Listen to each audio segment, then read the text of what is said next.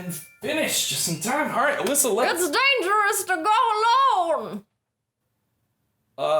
Hi. Greetings, adventurer! How did you get into my apartment? That's not important right now. Kinda is. It's dangerous to go alone! Take this! That's a stick. Take it! I'm not gonna take that. It's dangerous to go alone. I'm not alone. Alyssa! Coming. See? Oh, man! Thank you for the stick. It really helped. What the hell? You went to the bathroom! It's dangerous to go alone. Take this! No. Take it. No it. Take this. Fine! My work here is done. Shazam! See? Was it really that hard? Cool. And now I have a stick. Just roll the intro. What the f just happened?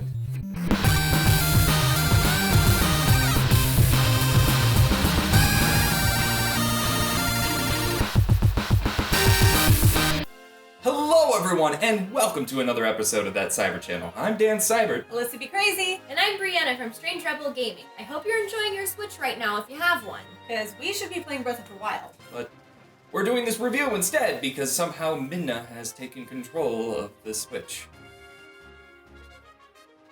Okay, yep, no, it's fine. No, you can keep it. That's all it's yours. all yours. So instead, to celebrate the release of Breath of the Wild and the 30th anniversary, Belated. right, we're going to be looking at one of the major influences behind Breath of the Wild. Today, we're going to be talking about the NES legendary classic, Legend of Zelda. No subtitle. That's it. That's just the whole name. Just the first one. The Legend of Zelda was originally released on February 21st, 1986 for the Famicom Disk System. The game was first a disc before it was moved over to the famous gold cartridge when it was released in North America a year later on August 22nd, 1987. The game was directed and designed by the one and only Shigeru Miyamoto. The game was inspired by Miyamoto's childhood in Kyoto, where he would explore nearby forests, fields, and even caves. All the stuff that would, put the parents in jail for negligence. Miyamoto would team up with Takeshi Tezuka and Keiji Terui to create the beginning of the most renowned games of all time. At the same time, the development team was also working on Super Mario Bros. This led to the team having to sort out their ideas into Zelda ideas and Mario ideas. On its release, the game was heralded as one of the best games on the system. It constantly appears on top games of all time lists and was the first NES title to sell over 1 million copies. The Legend of Zelda would lay the foundation for many sequels and for gaming as a whole. It was one of the first games to include a save feature and is one of the earliest games to feature an open world with non-linear gameplay. There is no doubt that this game is one of the most influential games of all time.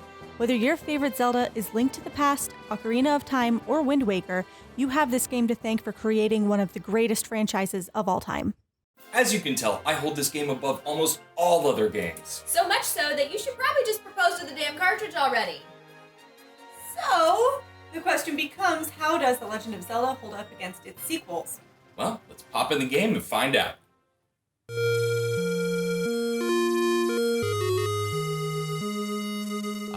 They don't make title screens like this anymore. Way to sound like an 80-year-old man. Shut up! Just listen to that beautiful music. Okay, Grandpa. Damn it. Still, for a game from this year, the title screen is absolutely breathtaking, and where is it going? Well, wait long enough, and the screen will then fill you in on the setting for our adventure. In a poorly translated text box. Triforce with power? Does it mean the Triforce of power? That, or he took it with an epic power lift. You can also see what items you'll be finding on your adventure, such as the bow, candle, stepladder. What? Dan, I'm kind of not ready for this. It's fine, it's still an amazing game. Instead of an ocarina, you get a recorder. A magical recorder? Sure. Let's set our character up and head out on our journey to save Zelda. So, we're just in it. What do we do? Adventure! It's pretty standard in Zelda games to have some sort of tutorial or beginning stage to teach the player. But we're in the NES age, where the only rule was there were no rules. This game has told us as much as it can with its limited disk space, which means we're off to the manual. Like many of the games of the era, you could get more of the story from inside the player manual. This is one case where the manual is actually one of the more useful tools you have for completing the game. Here you'll find a properly translated story, more info on the items, and most importantly, hints on where to find dungeons. And trust me, you're gonna need them. including a map to the first dungeon. So let's go. But we don't have a sword. That's okay, because in the very first cave is our favorite. Entering the first cave gives you the most famous line of the game, as well as the first sword. Now we're ready to head towards our first piece of the Triforce. I still need a second. How does it keep getting in? Getting to the first dungeon is rather easy. There are a few enemies along the way that are easily disposed of by jabbing your sword into them. We don't swing swords in Hyrule. We only jab them with the stabby part. You'll also notice right away that Link fires a beam from his sword at full health. Rather than a power acquired like the later games in the series, Link starts immediately with that power. So let's fight our way to the first dungeon and enter the underworld. Every dungeon starts with this wonderful foyer, decorated with only the finest creepy head statues. The first thing you'll notice when you begin to explore is how simple the dungeon is. Rooms all have this same wonderful shape of a rectangle and no twisting or turning paths, unlike some of the later dungeons in the series that kill us a little inside. Water temple, forest temple. Deku tree. What? I don't like talking trees, they're spoopy. You may have noticed a gray box on the top left while in the overworld. That is our map in this adventure. Once we dive in, however, it'll just be dark. Like my soul! However, pressing start will bring up the inventory screen where you'll find a map slowly being filled as you explore. Puzzles in the dungeons are not very complicated in this adventure. They break down into block moving, kill all the enemies, or bomb wall. If you think that makes the dungeons easy at all, you are so wrong. The dungeons hold some of the hardest enemies you'll find in the game. Not only can they take a lot of damage, most split into more sporadic moving enemies. Or can only be attacked from the side. Darknut, I'm looking at you, you stupid sack of disease-ridden, foul-smelling, basic bitch. Whoa, Dan, take it easy. I'm sorry. It just kills me so much.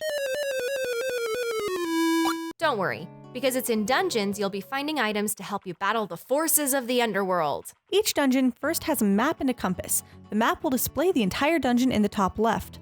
Well, barring some hidden rooms, while the compass will reveal the location of the piece of the Triforce. Each dungeon is shaped like a different animal or symbol. And no, this is not a swastika. It's manji, a Japanese symbol. Save your triggered memes for something else. While exploring, you'll also want to keep an eye out for stairs. These will lead to a basement where you can find a new item for Link, such as the bow, magic wand, and stepladder. Okay, now that I say it out loud, that is a weird item. Make sure you thoroughly search the dungeon because these items are not required to beat the dungeon, but are required to access new dungeons. Eventually, you'll wind up face to face with the boss, which in this case is a unicorn. Oh, how majestic. I'm gonna kill it. What? No! You can't! I will make your life hell! Don't! You better not! Need that Triforce, yo. I'm sending you back to hell. Don't! With a piece of the Triforce and the safety of our unnaturally large pockets, it's time to find Dungeon 2, which is, I think it was this way? or maybe it was by the river. What the frack is the next dungeon? I'm glad you asked. You'll find the second dungeon in the middle of this forest. By going this way, or that way, or you can go that way too. Why didn't you say that earlier? Well, I mean, you don't have to tackle that dungeon. You can hop into Dungeon 3 if you really want to. 3? Hell, you can even do Dungeon 5 or 6 without any special items. But, That's right. The Legend of Zelda allows you to tackle any dungeon you want in any order you want. Granted, dungeons like 4, 7, or 8 require an item found at a dungeon or shop, but you get to choose what dungeon to tackle. The Legend of Zelda didn't want to be linear like Mario, so Miyamoto designed Zelda to feel like you were truly exploring the world of Hyrule. besides dungeons, there are many caves to explore for new gear, and even some hidden caves. Lots of them. All over. With no real hint about where they are. The Legend of Zelda suffers from the "how would I have ever figured that crap out" syndrome. It goes like this. Okay, so see the bottom tree in the third row of middle trees? Yeah. Burn that tree. Okay. Are you working actual? We would have never figured that out. We're fortunate to have the internet now, but back in 1986, you would only learn about these secrets through word of mouth or tip hotline. It really doesn't deter too much from the main game, however. Most of the secrets are rupees or shops that sell items you can find elsewhere, so ultimately it's simply a way to reward exploration. If you really wanted to, you could take on the first dungeon with the second level tunic and sword, something you wouldn't get till halfway through the game normally. Then you can also get your hands on extra hearts using your raft or stepladder. Oh, that's what that's for. It all makes sense. Yeah, it's a maneuvering item, helps you a lot in dungeons. Once you've collected all 8 pieces of the Triforce, it's time to take the fight to Ganon. You'll find level 9 at Spectacle Rock, aka these 2 rocks that look like glasses. Here begins the most difficult part of the game, mostly because the map is literally twice the size of any dungeon we've faced before. There are 2 items in this dungeon, the red ring to raise defense, and the silver arrows which you must have to defeat Ganon. Once you manage to get these items, it's time to enter the boss chamber. The boss fights till now haven't been too difficult, but Ganon is no joke because he straight goes invisible and fires unblockable balls of death at you. It then becomes a blind stab fest as you attempt to find him and attack. After a few stabs though, he'll finally fall from the shadows. Take aim with your silver arrows and defeat your foe.